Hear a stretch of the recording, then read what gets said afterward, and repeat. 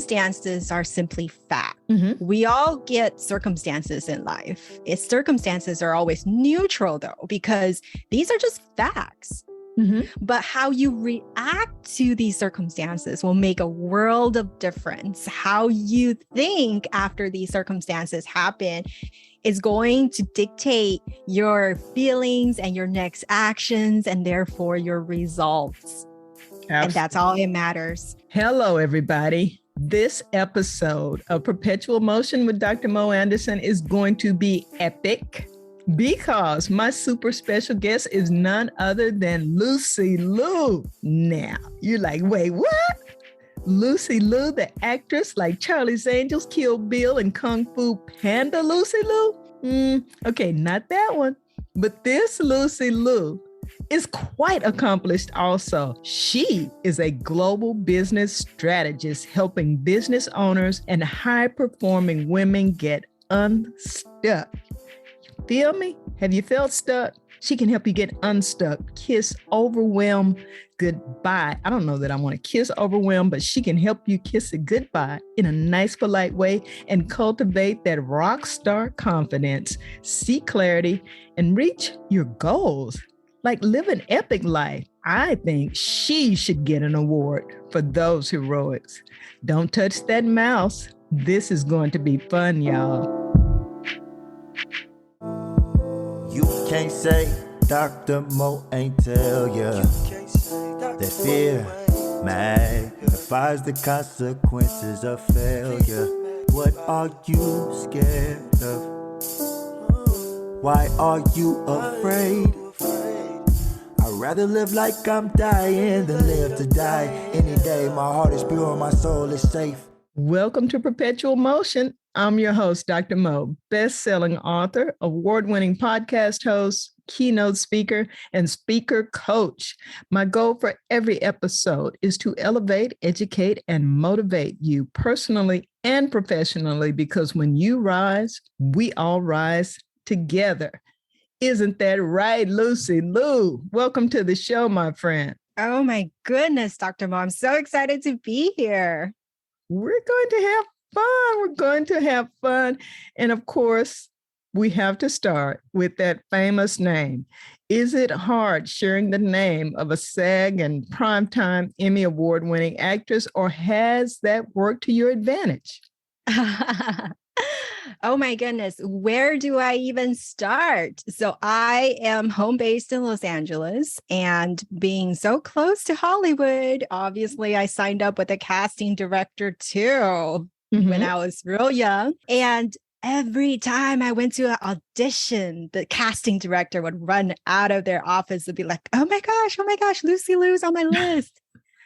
And they would make such a apparent disappointment face, like, oh, not the man. Lucy Liu. Yeah, talk about that feeling of being crushed, of feelings of you're disappointing someone else, right? Feelings of you're not enough, feelings of you're behind. Like I experienced it all. And I was kind of young, so I didn't really know about her work until one day I saw her in a movie. And that was before Charlie's Angels, but before she became real famous.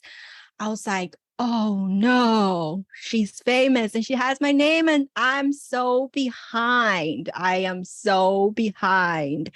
And that feeling stuck with me for the longest time. So I was always chasing in my life. I even dropped myself out of high school with straight A's because I felt I was so behind. Like I needed to go faster. I needed to chase and hustle my way to success. So that's kind of the feeling I got from having this name. And I had straight A's, but I just felt it wasn't enough.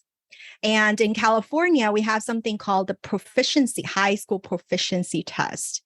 So I took that test, and that little tiny certificate got me into a community college where I transferred to UCLA. Then in turn, I got to be 2 years ahead of my peers. But yet I still felt behind. So these are all limiting beliefs and beliefs that we impose on ourselves, and all these glass ceilings, they're just there because we imposed it to be there. And the worst part is she's so talented. I can't even hate on her. I love her. Right. And Right.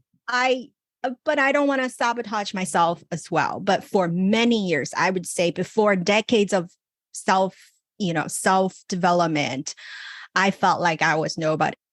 Like, she's already so famous. I am nobody. And if you're listening, or it could be something else with your name, too hard to spell, too hard to pronounce, too common, too long, too short. Like, we all have these thoughts about everything of our life. And I'm just so glad that in turn, I turned this hindrance into my asset. I love my name now. I am Lucy Liu. Yeah, I even kept it. It's actually my maiden name. I even kept it after I got married. Right. Yes, to remind me that, who I need to be, that confident version of me. Like, I love her to death. She is the Lucy Liu. I love myself. I am the Lucy Liu as well. And that's why I started my own podcast, The Lucy Liu Show, and just calling it that, because I'm not going to think about any more negative thoughts about, comparing myself, but I'm going to provide value to my audience. And if one listener lives a better life because what I say, I've contributed to a better world.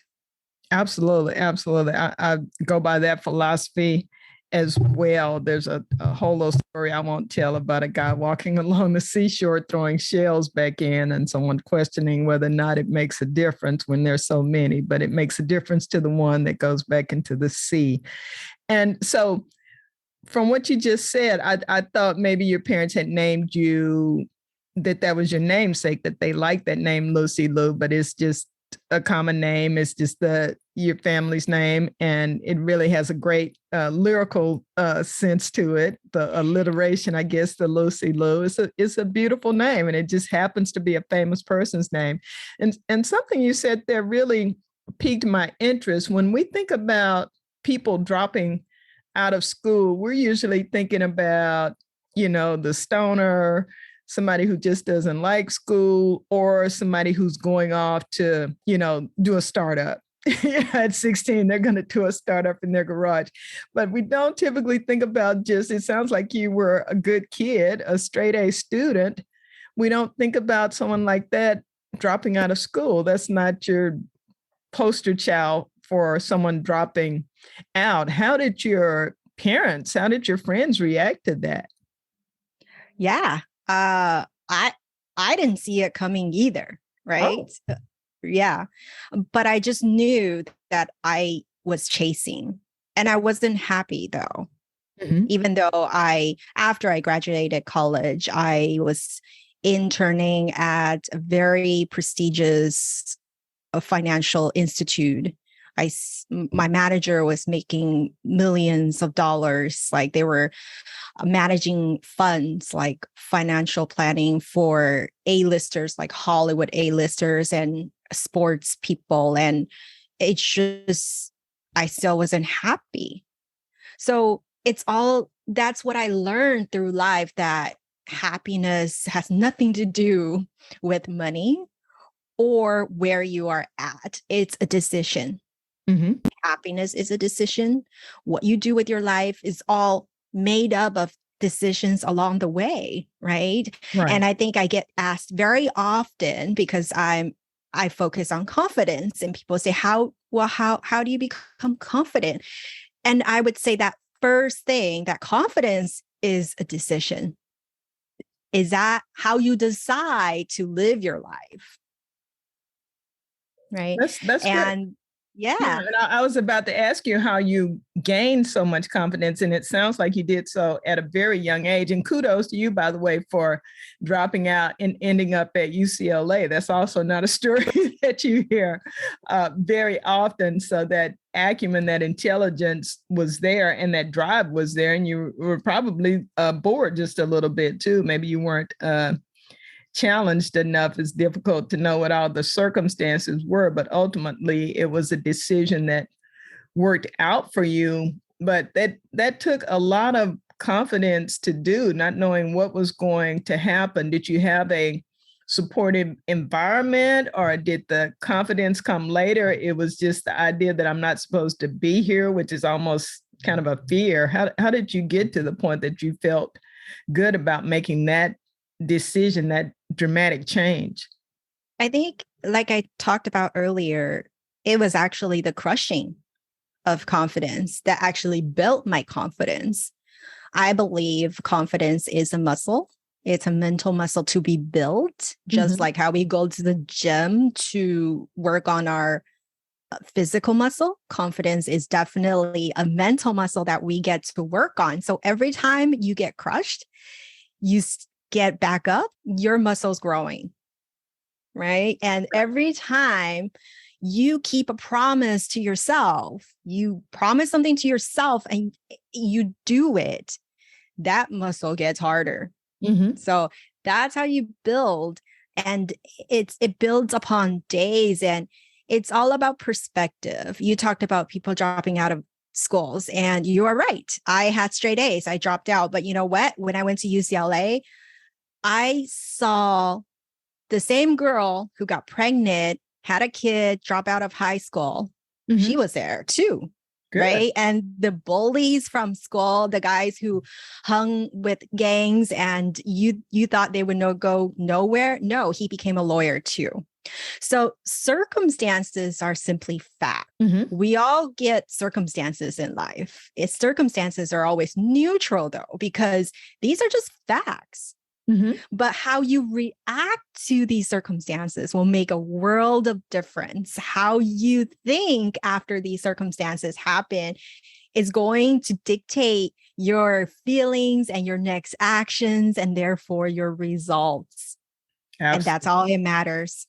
That is all that matters. Great attitude and great advice. And I like your examples as well. I saw that. I went to school with some people who, in my teen mind, I just knew they were destined for something dire because of the choices that they were making. And they turned it around and became, professionals, became ministers, went into all types of fields and became successful. And I reflect on that a lot when it keeps me from judging people. And I caution other people about judging people and putting them into a box simply based on a point in time or an action or two. So I'm glad you're sharing your journey, because it really is important for people to know that, you are not your past. You're not what happened to you, but it's that decision, that confidence to move forward. What was your then biggest obstacle in life so far? Was that it, that decision, or has there been something? I had two. So that was a major one, because I had trouble even making reservations at restaurants. I would use my mom's name, because every time I said Lucy Liu, they're like, "Oh, are you the Lucy Liu? Are you coming into our restaurant?" And they get all excited. So it dimmed me. It made me small, and it made me very scared. So for a while, I even made restaurant reservations in my mom's name. But yes, so that was a major one. And then another one was that my English isn't good enough. So I had straight A's in English class, and people tell me, "What are you talking about, Lucy? Your English is good enough." But because I wasn't born in America, our family immigrated at a young age when I was in elementary school. But still, just because of the fact that I wasn't born in America, I felt like, I'm wrong at grammar sometimes. I don't speak, with so much charisma like some people do. Like, I listen to Les Brown. I'm like, oh, I wish I can speak like him. He's good. Yeah. Right. And it's just like, oh, I'll never be as good. And my English isn't good enough. So that was another one. That was another one of my limiting beliefs that I grew up with. And I think I also try to shatter that one with starting my podcast, just owning what I do, what I value, and what I prioritize. And I hope by doing so, by shattering my own limiting beliefs, it'll inspire whoever sees or come in my presence that you are remarkable, you're amazing, and you are capable of shattering all your limiting beliefs too. Indeed, indeed. And you don't have to have been born in another country. I ran into that when I moved from the South to the Midwest, and people were so quick to confuse my intellect with my dialect. And just because I speak slow doesn't mean I am slow, And so I've actually made some great strides because people underestimated me, and they were not prepared for what was coming at them. But yeah, it can give you second thoughts and make you pause and hesitate when you do need to be more confident and certain about your path and your passion. So I want to make sure and I've had a number of people on the show use the term limiting beliefs, imposter syndromes. These are things we are addressing now, and it's long overdue that we talk about them. But would you define limiting beliefs, just in case someone is listening who's not familiar with that term? Yeah, limiting beliefs are these beliefs that we have about ourselves that we hold down so dearly to be the truth, that we see them as the truth, that limits our self-potential, whereas they're actually just false beliefs, and they're mostly self-imposed to stop you from reaching your full potential. And that's why we need to address them, because once you change the perspective on those beliefs, once you see that they're not true, your potential is actually limitless. Mm-hmm. The sky is the limit, instead of you having this ceiling on top of your head, but that's actually a glass ceiling that can be easily shattered. Indeed, indeed. Thank you. That's a great definition. So is it because of your own journey and experiences that you're so passionate about helping others, particularly women? I think most of your clients are women. Is that where that desire, that drive comes from? Absolutely. And I think we talked about this a little bit before the show, and that I'm currently coming to you from Asia. I traveled a lot in Asia, and I married my husband. He's here, and the people were just like, Lucy, how do you survive in a foreign country without any support? Like, I didn't have friends or family here, and I'm still bubbly and I'm still doing fine. Like, how do you do it?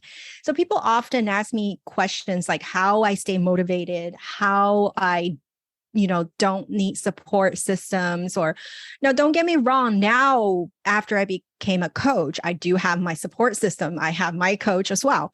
But before that, I think really it's about putting yourself first and knowing that you're the only person that's going to walk with you on the end of time, and that don't wait for a hero to save you, but you become your own hero.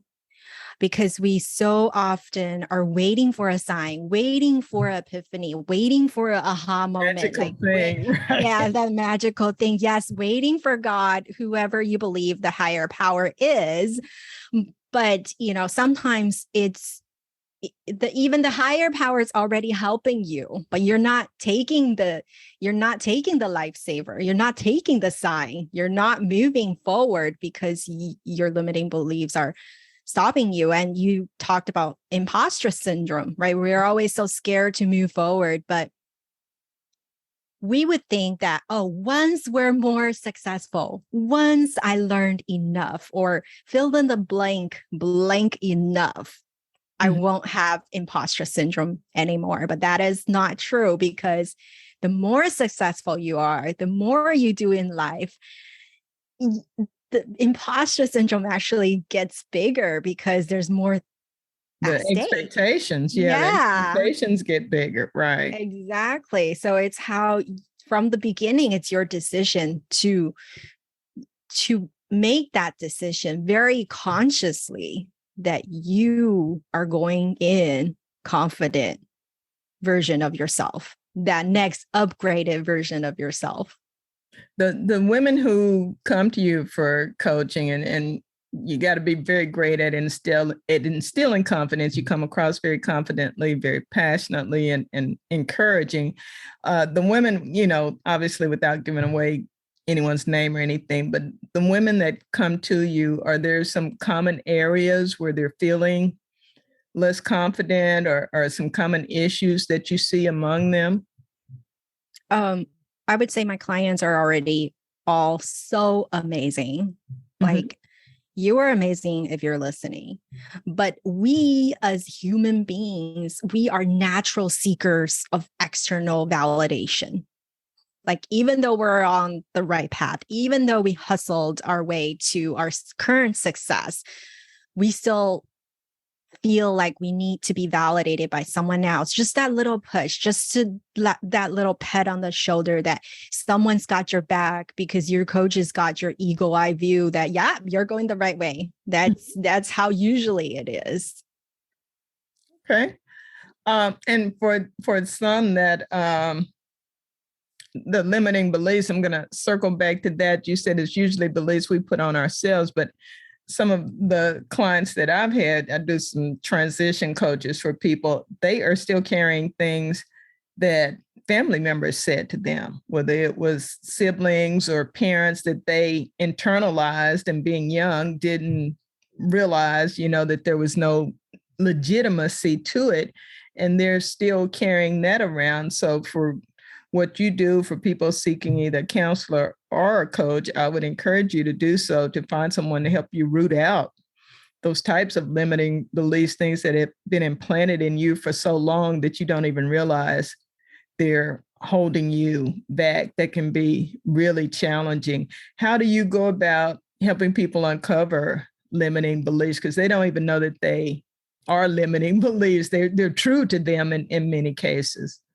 Oh, I'm a big believer that you're going to have a whirlpool of knowledge and coaches that you're going to work with in your life, right? So I would, and I had a whole episode on my podcast as well on this, that there's a difference between therapists and coaches, life coaches. Mm-hmm.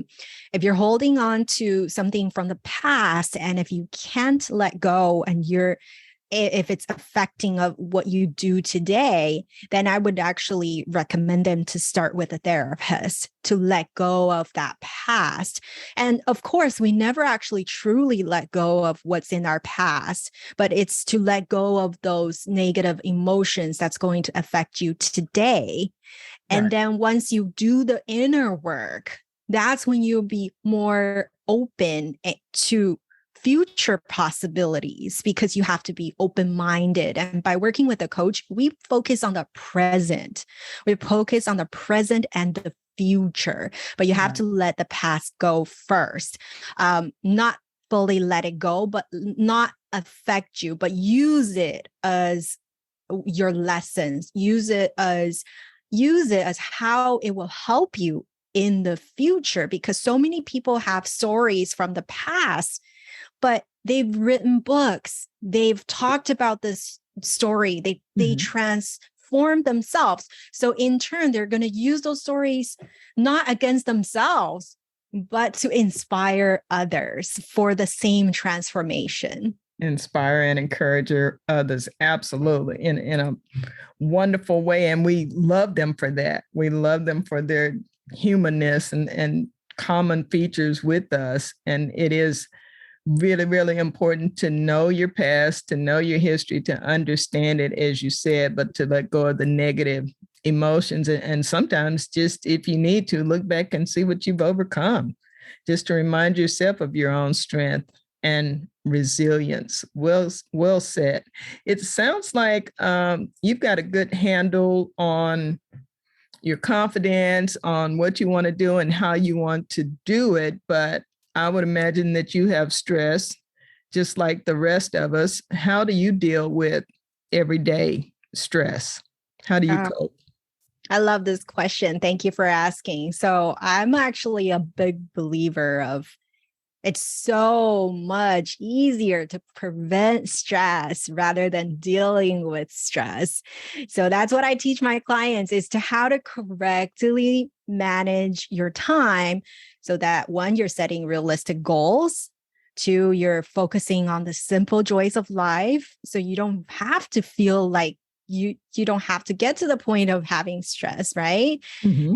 And attending to your own non-negotiable activities first. Like it's pretty much non-negotiable when I start working with a client. First session, I'm always working on their calendars, right? How would you like, because people say, I want a life, like I want to live a good life, but what does a good life mean to you? How would your calendar look like? You have to know that first. You have to know your values and priority first and schedule your priority. And like, if you want to be with your family, you want to go to sleep and you want to read, you want to go, do yoga, whatever it is that you want to do, schedule them on your calendar first, right? Instead of if we're working the other way, we're scheduling work first, and then you're never going to have time for the things that you truly enjoy. Right. So it's knowing your non-negotiables, and it becomes so much easier to have boundaries when you put those non-negotiables first. It does. Then once you have boundaries and rules, it just makes your life so much easier that you don't get to the point of stress. Okay. But obviously, sometimes we do get stressed. You have to find your modality that works for you. There are so many modalities, and I say every guru is right. They just not be right for you. But you have to explore and see what works for you. Like for me, in the very few occasions that I do get stressed or anxious, I refer to breath works. Mm-hmm. I do a very short breath work and I'm good. So it's the modality that works for you, right? What do you do? Like I listen to motivational speeches every single day. It's a fuel for my mind, right? We put food 3 times in our belly every day, and that's food for our body. But are you fueling your mind? What are you doing daily to fuel your mind so that you're not going to go there? To fill it with positive things. Yeah, I start mine with this. There's this YouTube channel that has prayer and scriptures and songs, and I spent about 20 minutes on that, and it really does set the tone for my day, where I used to watch the news. And since I work remotely now, I don't have to travel. I don't need to know the traffic. So the weather and whatever catastrophic things are happening are not going to change that much that I have to start my day with them, And you're right. It makes such a difference to start my day with some soul, SOUL food. And I love that you shared that, and that we all do have stress. I mean, there's external, internal stressors, the things that come on us, but to deal with it and make yourself a priority is so important. It's not selfish, it's self-care. Why do you think then people fail at reaching their goals? I personally think they're not having fun. Right? I totally think goal setting should be fun. It's not for you to beat yourself over. Like you're not accomplishing your goals. It should be totally fun. Like you want to start a podcast. I have so much fun podcasting. I don't know about you, Dr. Oh, I love it. Right? So trust me, I worked 10 hours today and now I'm doing this. So I gotta love it.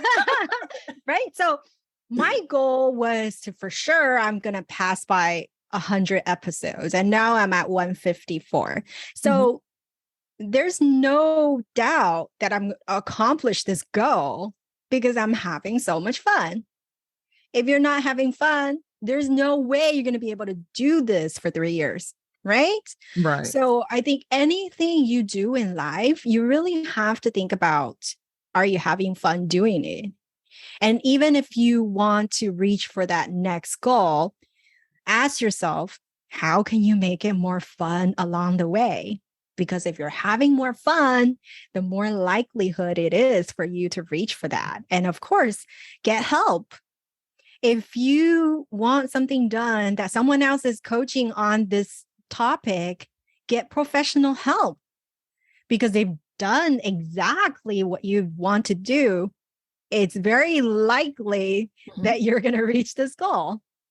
And it's interesting how quick we are to get a coach for everything else. If we want to learn how to golf or tennis, people even writing, speaking, singing, people will get a coach. But for goal setting, for transition, for changing the direction of your life into a way that is, positive and powerful and motivating, they just, kind of feel like you said, I'm stuck here. I just have to do this, when you absolutely do not have to do anything but breathe and drink water. Those are the two that you can't go too long without, but all the rest of it is optional. And when you realize that, and when some things I have to look at and just go, well, what will happen if I don't do this? Will anybody die? Will there be a fire?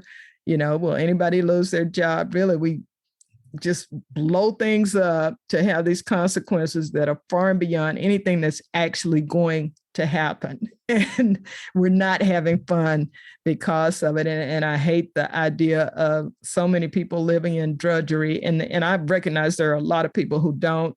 I don't want to minimize it. Some people don't necessarily have all options right now. They have to do whatever they have to do for their families.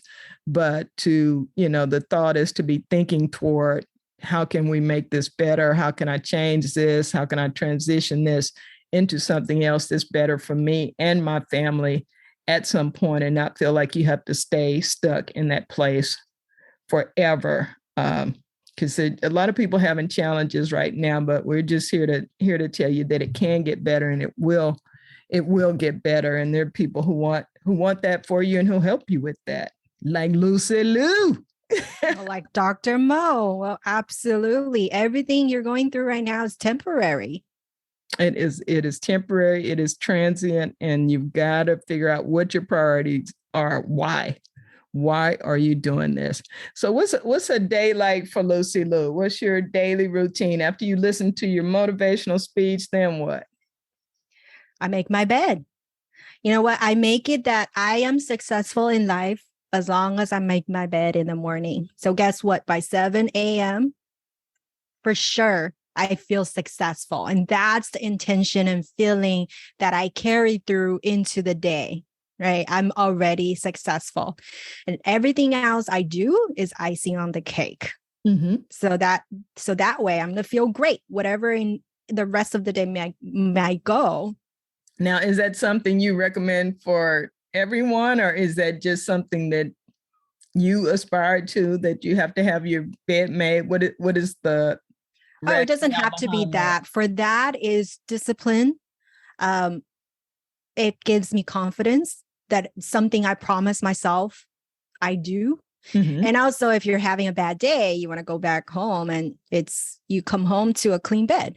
That's just for me. But for you, it doesn't have to be that way. But I want you to look for something you can do daily, right? That you can accomplish by the morning time, right? If you're listening to affirmations, if you read the scripture, whatever it is for you that you can do on the daily, think of yourself as successful as long as you did that, and see how you feel differently throughout the day. It's an amazing feeling.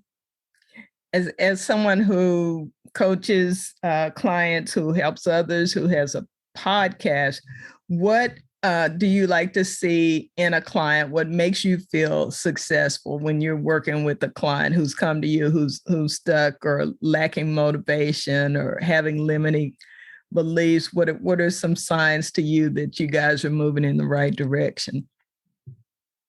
When they tell me, thank you, Lucy. When I get off a coaching call, I always ask them what's helpful. And if they say everything was helpful, mm-hmm. It's just that it's a feeling that really also validates my work, that I am, when I'm not feeling so bubbly, that I'm just being self-critical. And I think we as human beings all have tendencies to overthink. And I think a lot of my clients admit that they overthink, and they even spend hours and hours thinking how they're overthinking. Right? I had a girl, she told me, Lucy, yesterday I spent 2 hours just thinking about how I'm overthinking things. And we as human beings just do that. So when you're having a coach, I'm just like, hey, I'm going to call you out. Stop overthinking, right? Mm-hmm. It's that calling out. Like, I'm going to be blunt with you. And there are times that I tell my clients things they don't want to hear. I'm like, Lucy, you hurt my feelings. But the next day they think it through and they'll be like, okay, thank you, Lucy.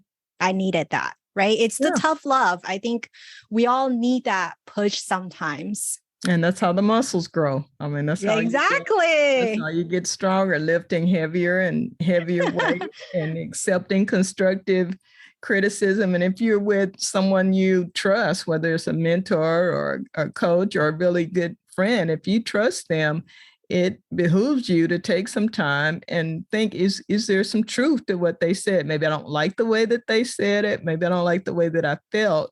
But to just take a moment in your overthinking and think about what they just said to you. If it's somebody who cares about you and they're not just being mean, there's a reason they said it. And you need to really reflect on that. And it was something I had to learn to do because we do love affirmation, and having somebody say that we're less than amazing is not a good feeling. But at the same time, you can grow from those moments and, be a better person, because there's so much great work to do, so many wonderful places to go and see. You can go visit Lucy Liu on the West Coast or in Asia. You can come see me down in Dallas, Fort Worth. There's so much to do. So we need to get out of our heads and get out into the world with purpose and passion. Absolutely. So I think you have a favorite quote. I'd like for you to share that with us. What is your favorite quote? It might be one of yours. You say a lot of really great things. I read some good stuff on your website. So lay something on us. Give us some Lucy Liu wisdom. I actually don't know who this is by, but I've actually held on to it for a long, long time. And it actually goes right along the lines of what we talked about today. So it's yesterday's history. Tomorrow is a mystery. Today is a gift, which is why we call it the present. I love that. That's beautiful. Right. If you're alive today, if the sun have shine on you today, you are amazing. And there's nothing else better than that. Nothing. Absolutely. I love it. Well, tell me or tell the listeners about your services, podcasts, books. Tell them how to find you, how you can help them. I mean, this has been so engaging and informative. I'm sure there'll be some people who want to follow up with you, connect with you on social media. How do we do that? Yeah, absolutely. Come tune into my podcast, The Lucy Liu Show. It's everywhere. And it's a weekly short fueling station for your mind, business tips, and life. A lot of mindset stuff, but very quick episodes. And also I have a free download. It's double your confidence in 30 seconds at confidentandepic.com. And for my personal coaching, it's at lucyliucoaching.com. That's LUCYLIU coaching.com. And I'm hanging on social everywhere at the same handle, MSLUCYLIU. Miss Lucy Liu. That's at Miss Lucy Liu everywhere on social. Miss Lucy Liu, put some respect on that name. Miss Lucy Liu, it's been quite a pleasure. We'll drop all your handles in our show notes. Thank you for the freebie for our listeners. We'll definitely take advantage of that. And I wish you and your lucky clients continued success. Thank you for having me. And to all the beautiful souls tuning in, blessings are coming your way. Wasn't that a great program? Oh, love that episode. I enjoyed it. I hope you did too. Please remember to like, subscribe, and share. Learn more about me on my website, drmoanderson.com. That's MOE. You can read book excerpts, watch videos, learn about my services that I offer, and book me for a speaking engagement. I'd love to talk with your group, and I'd love to work with you. So until the next time, review, renew, and re you. Thank you.